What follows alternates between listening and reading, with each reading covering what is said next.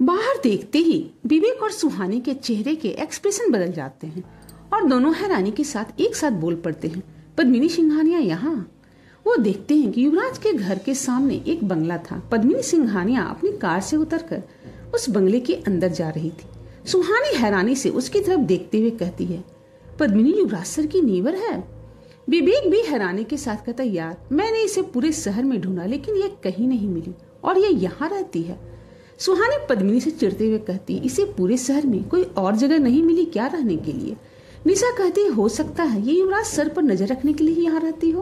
वो तीनों ये सारी बातें पद्मिनी को देखते हुए कह रहे थे। पद्मिनी अब चलते हुए अपने बंगले के अंदर चली जाती है। पद्मिनी के अंदर जाने के बाद विवेक उसके बंगले की तरफ देखते हुए कहता, यार जो भी हो लेकिन पद्मिनी सिंघानिया है बड़ी हॉट। विवेक की ये बात सुनकर निशा को गुस्सा आ जाता है। वो अपना गुस्सा कंट्रोल करते सुहानी से कहती, सुहानी तुझे एक बात पता है? सुहानी कंफ्यूज होकर कहती, क्या? निशा उसे आंखों के इशारे करते हुए कहती है, यही कि कुछ चुड़ैल पूरी लाइफ जवान और खूबसूरत कैसे रहती है। सुहानी निशा का इशारा समझ जाती है और अनजान बनते हुए कहती है, कैसे?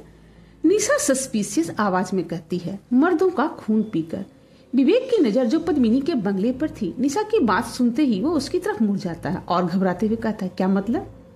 विवेक को ऐसे देखकर निशा और सुहानी को हंसी आने लगती, लेकिन वो दोनों अपनी हंसी कंट्रोल कर लेती हैं।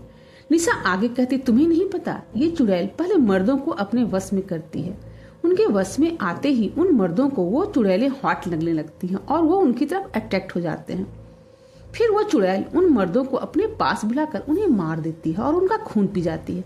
जैसे जैसे वो चुड़ैलें खून पीती जाती है वैसे वैसे ही वो और भी जवान होने लगती है। निशा विवेक की तरफ देखते हुए अपना नॉर्मल आवाज में कहती, विवेक तुम्हें अभी पद्मिनी हॉट लग रही थी ना? विवेक डर से ना में अपना सर हिलाते हुए कहता, नहीं तो मैं तो बस मजाक कर रहा था, मुझे पद्मिनी तो बिल्कुल भी हॉट नहीं लगती। विवेक अपने मन में सोचता है, कहीं पद्मिनी ने सच में तो नहीं मुझे अपने बस में कर लिया है, आखिर ये मुझे इतनी हॉट क्यों लग रही है। विवेक का रिएक्शन देखकर सुहानी और निशा की हंसी छूट जाती और जोर जोर से हंसने लगती। उन्हें देखकर विवेक पहले कंफ्यूज हो जाता है और फिर उसे समझ में आता है कि निशा उसका मजाक बना रही थी।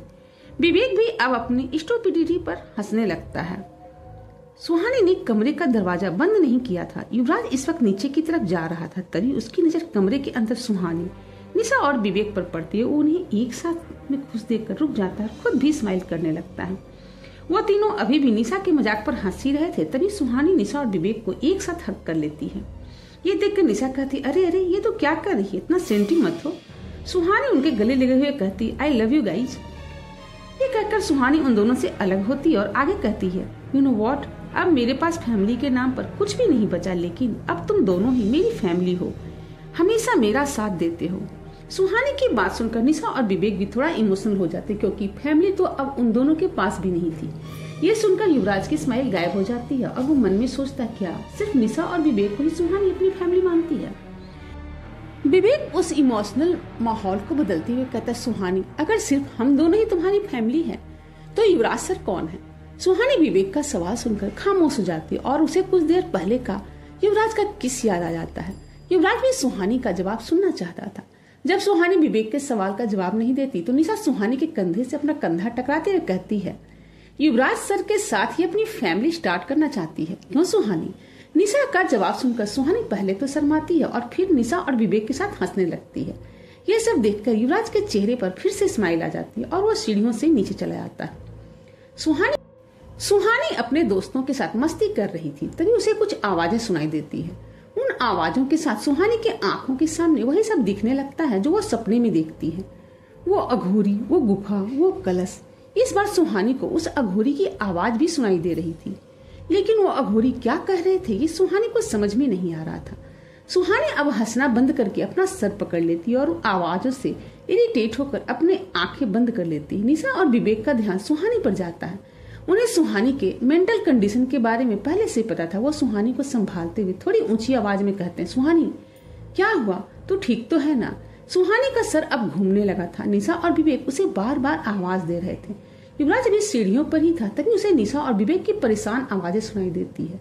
ये सुनते ही युवराज भागते हुए सुहानी के कमरे में आ जाता है। युवराज देखता है कि सुहानी परेशान होकर अपना सर पकड़े हुए लड़खड़ा रही है और विवेक और निशा उसे संभालने की कोशिश कर रहे हैं। युवराज सुहानी के पास जाकर उसे अपनी बाहों में थाम लेता है। युवराज की बाहों में आते ही सुहानी बेहोश हो जाती है। युवराज सुहानी के गाल को थपथपाते हुए कहता है, सुहानी को इससे कोई फर्क नहीं पड़ता, वो पूरी तरह से बेहोश हो चुकी थी। युवराज निशा को देखकर पूछता है, क्या हुआ इसे? निशा तो परेशान होकर कहती, पता नहीं, अभी तो हमारे साथ हंस रही थी, फिर अचानक से ये सब। युवराज सुहानी को गोद में उठाता और विवेक से कहता है, ड्राइवर को गाड़ी निकालने के लिए को। विवेक भागते हुए ड्राइवर के पास चला जाता है। कुछ ही देर बाद वो चारों हॉस्पिटल पहुंच जाते हैं। सुहानी के चेकअप के बाद युवराज डॉक्टर जोशी से कहता है, क्या हुआ है सुहानी को? डॉक्टर जोशी कहते हैं, शी इज परफेक्टली फाइन, शायद इन्हें कोई स्ट्रेस हुआ होगा। मैंने आपको पहले ही कहा था, इनकी मेमोरी वापस आ रही है। कभी कभी हमारा ब्रेन अचानक से बहुत सारी बातों का एक साथ याद आना हैंडल नहीं कर पाता। मुझे लगता है कि मिस सुहानी के साथ ऐसा ही कुछ हुआ है। विवेक डॉक्टर से पूछता, डॉक्टर इसका मतलब सुहानी को आज फिर से कुछ याद आया होगा? डॉक्टर जोशी जवाब देते हैं, मे बी। वैसे आज सुहानी को हम यहीं ऑब्जर्वेशन में रखेंगे, कल सुबह आप इन्हें घर ले जा सकते हैं। डॉक्टर जोशी युवराज से कुछ बातें कह के वहां से चले जाते हैं। युवराज निशा और विवेक को भी समझाकर घर भेज देता और खुद सुहानी के साथ रुक जाता है। रात के 1 बज रहे थे। सुहानी अपने बेड पर आराम से सो रही थी। युवराज सुहानी के बेड के पास जाकर चेयर पर उसका हाथ थामे बैठा उसे ही देख रहा था। तभी सुहानी के शांत चेहरे में फिर से सिकन आने लगती और धीरे धीरे वो सिकन घबराहट में बदल जाती। ये देखकर युवराज परेशान हो जाता और डॉक्टर को बुलाने के लिए अपना फोन बाहर निकालता है। तभी सुहानी की आंखें एक झटके से खुल जाती और उठकर बैठ जाती। सुहानी के चेहरे पर डर साफ दिख रहा था और वो घबराहट में जोर जोर से सांसें ले रही थी। ये देखकर युवराज अपना फोन साइड में रख देता है और सुहानी के पास जाकर उसे अपने सीने से लगाते हुए कहता है, सब ठीक है, मैं यहीं पर हूँ, तुम शांत हो जाओ। सुहानी युवराज को अपने करीब पाकर उसे जोर से पकड़ लेती है और अपनी आंखें बंद कर लेती है। युवराज सुहानी के सर पर हाथ फेरते हुए उसे शांत करता है। कुछ देर के बाद सुहानी इसी तरह युवराज से चिपके रहती है और जब वो थोड़ी शांत हो जाती है तो खुद ही पीछे हट जाती है। युवराज अपना एक हाथ सुहानी के चेहरे पर रखकर कहता है, तुम ठीक हो? युवराज की आंखों में देखते हुए कहती, शायद मैं जानती हूँ कि आपको उस श्राप से कैसे मुक्त किया जा सकता है। युवराज बौखलाहट के साथ कहता, क्या देखा तुमने? सुहानी अपने सपने को याद करते हुए कहती है, मैं पापा के साथ उस गुफा में गई थी। वहाँ बहुत अंधेरा था और वो जगह बहुत खतरनाक थी। अघोरी बाबा ने मुझे अपने पास बुलाया था और मेरे सर पर अपना हाथ रखा था। फिर उन्होंने कहा कि समय आने पर मुझे सब कुछ अपने आप पता चल जाएगा। युवराज सुहानी को एकटक देखते हुए बिना किसी एक्सप्रेशन के साथ कहता है, मैं उससे कैसे मुक्त हो सकता हूँ? सुहानी कहती है, हमें उन तीनों कलश को ढूंढना होगा। युवराज कहता, क्या है उसमें? सुहानी जवाब देती, उसमें मृदुला की अस्थियां हैं। युवराज ध्यान से सुहानी की बातों को सुन रहा था। सुहानी आगे कहती, उस तांत्रिक ने मृदुला का शरीर चुरा लिया था और उसी से उसे जागृत किया था। जब अघोरी बाबा मृदुला को कैद करने उस मिसिंग बेल के पास गए थे तब उन्होंने मृदुला की अस्थियां ढूंढकर उसे 3 कलश में भर दिया था और उन अस्थियों को अलग अलग जगह पर दफना दिया था। हमें वही तीनों कलश ढूंढने हैं। युवराज कुछ सोचते हुए कहता है, 3 नहीं 2। ये सुनकर सुहानी थोड़ा कंफ्यूज हो जाती है और फिर वो कुछ याद करते हुए कहती, अरे हाँ, उस साये ने उस रात विवेक को मम्मी पापा को मारकर वो कलश अपने पास मिसिंग बिल में रख लिया था। युवराज सुहानी की आंखों में देखते हुए कहता, उस कलश को ढूंढकर हमें क्या करना है? सुहानी अपना सर पकड़कर कुछ याद करने की कोशिश करते हुए कहती, मुझे कुछ याद नहीं आ रहा। कुछ देर पहले मैंने बहुत सारी चीजें देखी थी, वो सब बहुत भयानक था, लेकिन मैंने कुछ भी साफ साफ नहीं देखा।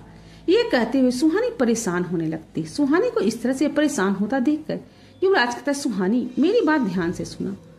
उस अघोरी ने कहा था कि वक्त आने पर तुम्हें सब पता चल जाएगा, तो उन पर भरोसा रखो और अपने दिमाग पर ज्यादा जोर मत डालो।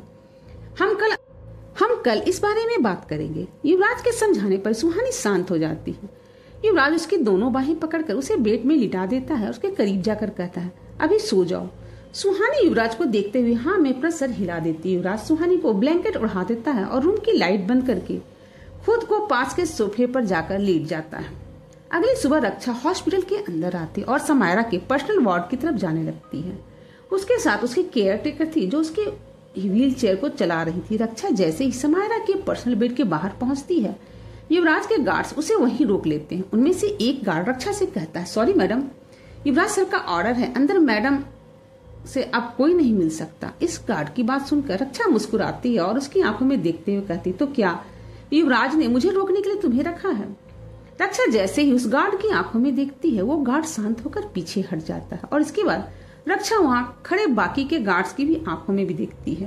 अब सारे गार्ड्स अपनी जगह पर जम गए थे। रक्षा अपनी केयर टेकर के साथ वार्ड के अंदर जाती है। केयर टेकर रक्षा का व्हील चेयर समायरा के सर के पास ले जाती है। रक्षा समायरा को देखते हुए मायूसी के साथ कहती, समायरा मेरी बच्ची, मुझे हमेशा से पता था कि तुम मुझसे भी बड़ी जादूगरनी हो, लेकिन तुम कभी अपनी शक्तियों को पहचान ही नहीं पाई।